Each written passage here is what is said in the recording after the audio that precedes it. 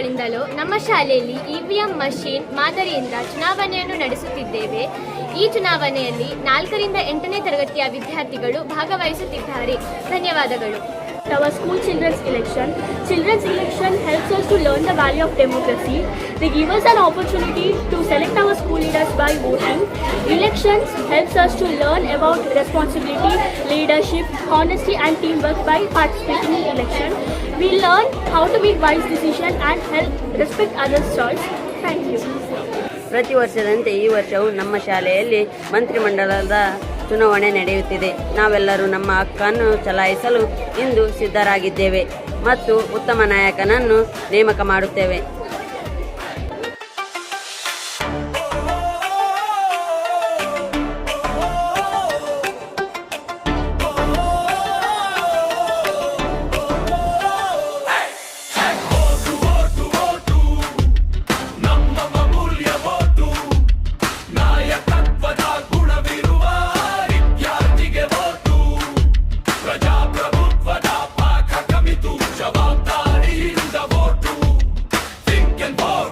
Choose the best.